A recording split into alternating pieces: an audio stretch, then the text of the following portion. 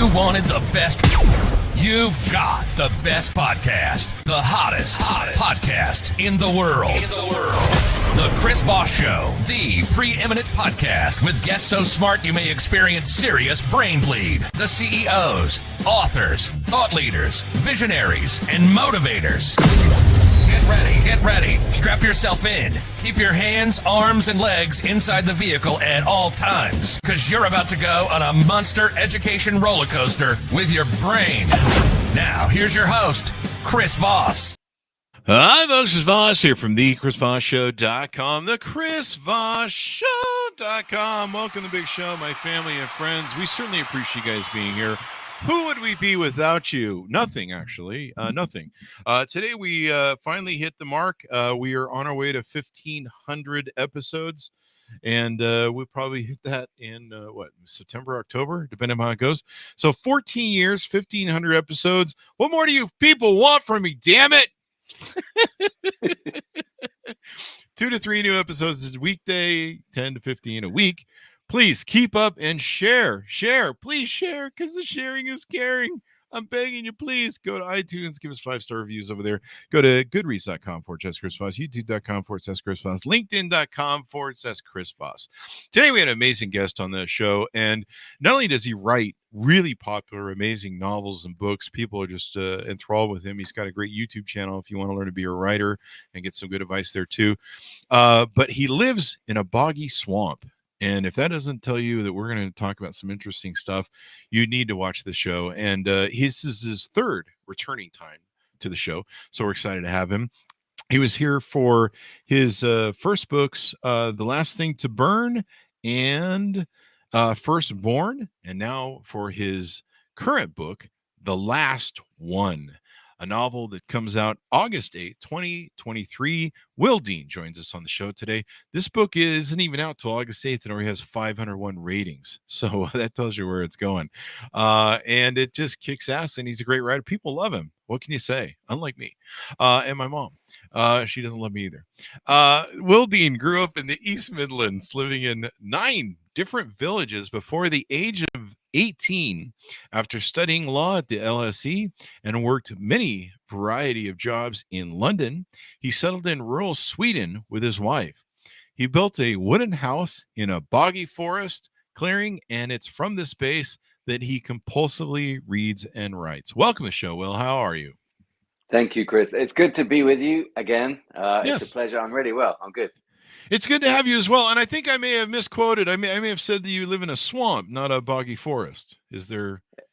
Swamp is a good description. And I mean, where I'm talking to you from right now, I can walk, I can trek in any direction for a full day. I'm still in the same forest.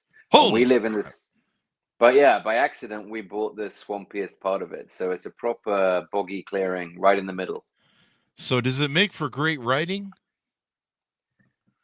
That's not for me to say. It makes it's a good place to read. Yeah, it's a good place to read, and it's a good place to write. There you go. And it's a good place to write books that are about isolation, and that are thrillers or suspense novels that kind of touch on a little bit of horror. Don't tell my wife that; she'll probably want to move house. But yeah, it's I like it. It's very atmospheric living here. Now, I know your one book, The Last Thing to Burn, was kind of based on a bit of isolation. Is this new book going to have some of those themes? In a way, yeah. I mean, I'll tell you what the book is about just in a couple of words if I can, because this is probably the first book I've ever written where I can describe it in a sentence or two. So the last one is about a woman from the UK who's 50 years old. She runs a little coffee house. She's never been really on vacation. And she's got a new partner, Pete. They go on a cruise, on an ocean voyage on the RMS Atlantica, this big ocean liner, very luxurious. The first night they're there, they have a great time. They go out for dinner, they dance, they go on the deck. They go back to their cabin. The next morning, she wakes up and he's not there by her side. Oh, wow. She checks the balcony. He's not there. He's not in the bathroom. She walks out into the corridor. All the doors of the other cabins are wedged open and they're all unoccupied. She runs around the whole ship and she realizes she's steaming into the mid-Atlantic and she's the only person left on board. Holy crap. Yeah. And Exactly. there's no captain of the ship, I guess, obviously, and anyone running things. No, that's a terrifying thing. Like, we're so used to being able to use our phone to get an answer or to go to someone in uniform and get some help, but there's nobody there in uniform. The ship is kind of sailing by itself, and she has nobody to give her any answers. Wow. That sounds like most of my life, a ship without a crew. So this is interesting. Give us your .com too. Let's squeeze that in so people can find you on the interwebs and stuff. You can find me everywhere. You can find me on Twitter at Will Ardeen. I'm on Instagram at Will Ardeen. I'm on Facebook, and I'm on, like you said, I'm on YouTube, Will Dean Forest Author. But that is not so much about my books. That's giving tips on how to find an agent, how to get a book turned into a film, that kind of thing. So that's more me trying to give back and help a little bit, because I know how daunting it is when you're starting out, especially if you've got no contacts. So there you go. So she finds herself trapped in a white-knuckled mystery on a terrifying journey. Is the boat running itself? Like, basically, it's just moving forward on its own and without a crew? this is the kind of thing I can't really talk much about Oh, all right. without giving spoilers, but all Okay. is revealed pretty quickly. And then, I don't know, early readers have said it's very, very twisty. It's kind of and I didn't realize this when I was writing it, but I realize it now. It's kind of inspired by Alien. Ah. The idea that you're on a ship all alone and something is targeting you and you cannot leave. You cannot get away from this thing. Wow. You're stuck Yeah. on the ship, run around. This is weird, man. I'm getting goosebumps. I've wandered around the Titanic, or not the Titanic. Jesus Christ. What looks like the Titanic, the Queen Mary, lots, and I've spent hours on the Queen Mary photographing it, wandering around, and there's a weird feeling again on that ship of ghosts and beings or people that just kind of maybe walk those halls. You think about the sort of souls that walk through those halls, and maybe cruised on the ship. I have a friend who actually came over on the Queen Mary with his parents when he was young. So yeah, it's, ships definitely can create that whole, that whole vibe of woo. And they're so big and expansive and, you can kind of You get that, like you say, ghostly, you get that kind of Mary Celeste kind of vibe. Yeah. Like, what the hell has happened to everybody? Yeah. Yeah. How did you come across the idea for the premise of this? So with all my book ideas, luckily I have an image that pops into my head roughly once a year when I need to deliver a book. And convenient. Yeah. And with this one, it was 2020, early 2020. So COVID was just hitting. And I had this vision as I was falling asleep one night of a vast ocean liner, kind of like the Queen Mary II. And from a drone point of view, following the ship and then flying through the ship in the big internal spaces, the ballrooms, the big lobbies, I saw there was nobody there. And that was so disconcerting to see. They're so crammed full of people normally. It's weird to see them empty. And then in the distance, I saw a woman and she was running away. And I was like, what is she running away from? And how did this happen? Yeah. Who hurt you, man? Like, why are you like this? No, I'm just kidding, man. I just tease you. No, but this is a brilliant premise. I mean, I don't think anybody's ever done anything like this. It's pretty awesome. And so she's got to go through the adventures, solve the mysteries, figure it all out. Is she in danger during the time? Can you tell us that or not? I know some things she's definitely in danger. Yeah, she's in danger, but also there's this, I think, at least writing it, I felt this tension that, she cannot get answers. And you have that travel anxiety that we all have. When you leave your family behind, you kind of worry that they're okay and they're going to manage. And she has that with her mom has Alzheimer's, and she has a little business, and she's worried about her sister running the business when she's away. And then suddenly she's locked on the ship and she doesn't know if she'll ever get off the ship. Wow. And then a lot of things happen that I can't talk about, but it's actually the themes of the book. It's a lot about like modern society and privacy and technology. And, oh, really? And how like 20 years ago, or 30 years ago, we would never have dreamt that we walk around with a phone with microphones all over it and cameras on both sides. And we give permissions to all of these apps constantly. And we accept terms and conditions that we never read. Like I would never have done that 30 years ago. To read everything. And now I'm like, yep, accept. And it's so weird. And so all of this is moving so fast. So that's kind of what the book is about.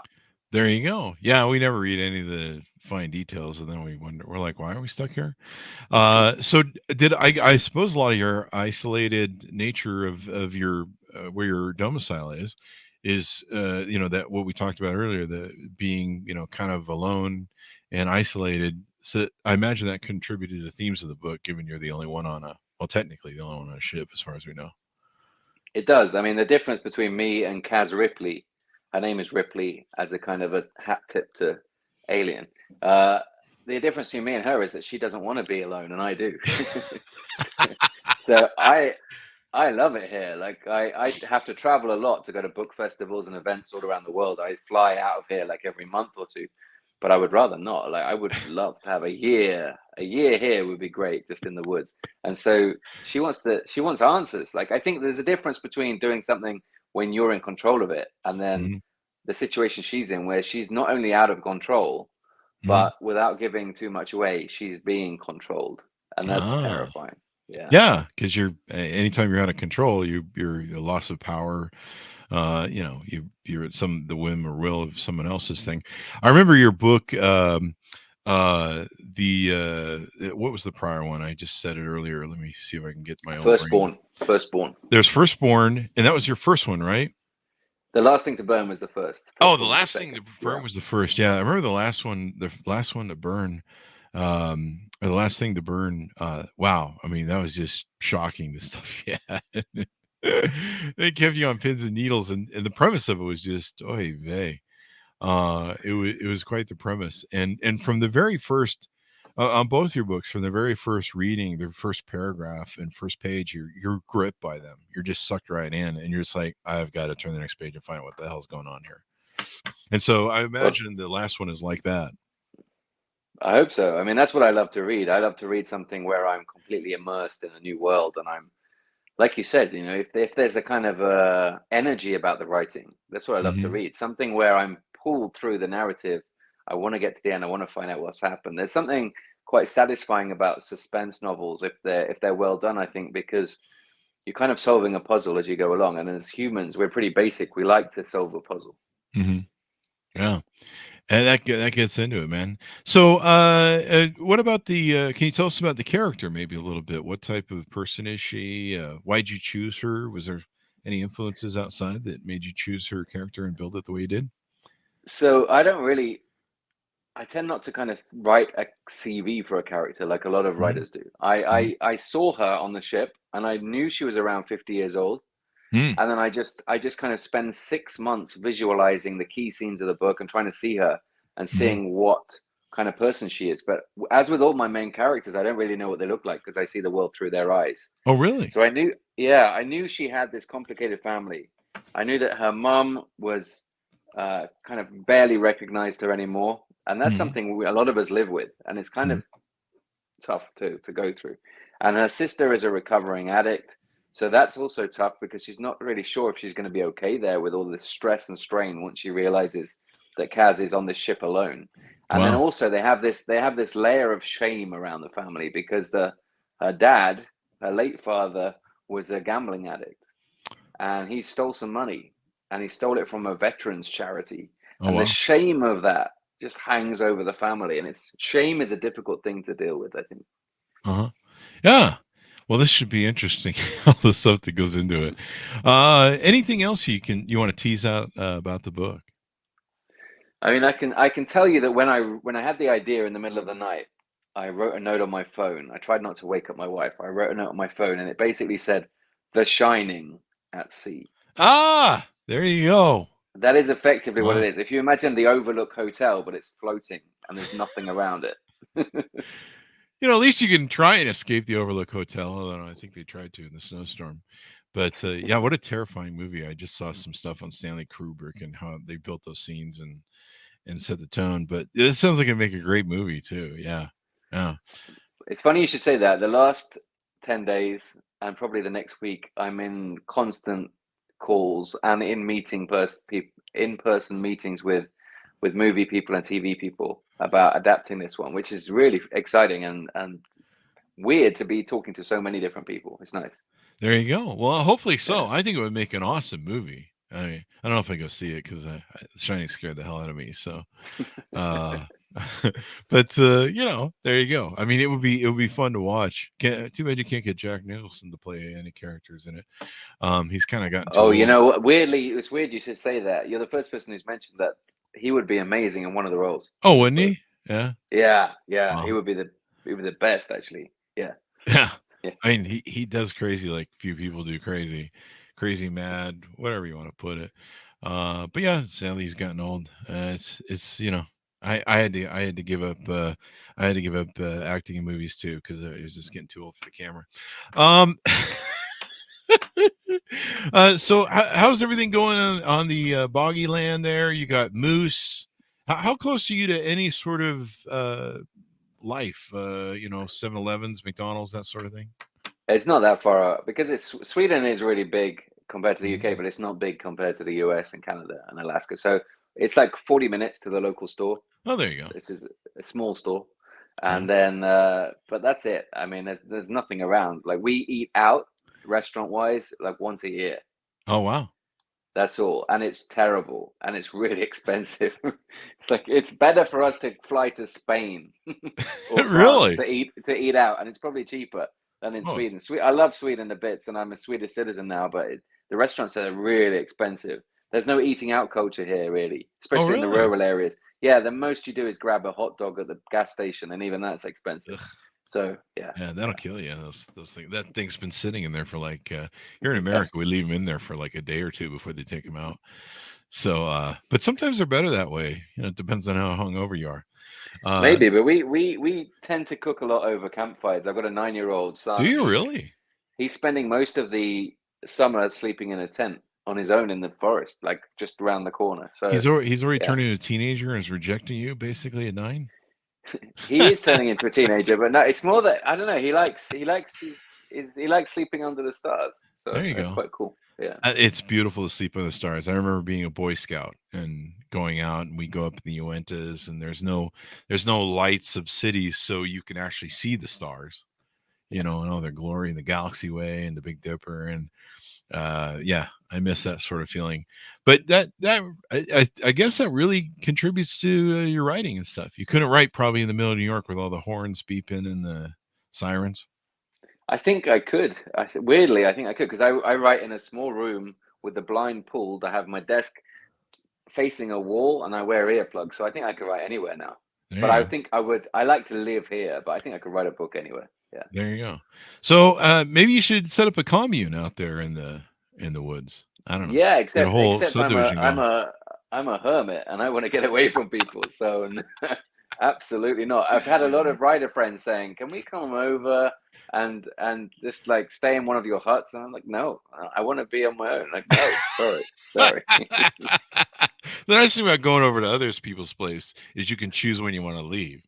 Yeah, If they come over to your place, then you're like, you have to start getting them hints like, hey, do you have someplace you got to go, man? Like, you've been here for an hour. that's true. The good thing about this place is nobody can find it. It's not on any of the maps. It's not on GPS. So Really? yeah, So the we're Google car totally off hasn't the come by grid. yet? No, Wow. nobody. Well, that'll be good. Hopefully, well, you're in Sweden. Didn't Sweden just join NATO? Or they're working on joining Yes, NATO we're or kind of something like doing that? it now. Yeah. Yeah. Yeah. Well, hopefully, if the Russians come through there, they won't find you or something. I think they would probably pass us by, and we probably wouldn't even find out about it. That's good. Just Yeah. just throw rocks at them as they go by. So Will, it's been fun to have you. Anything else we want to tease out or talk about before we go? No, man, that's it.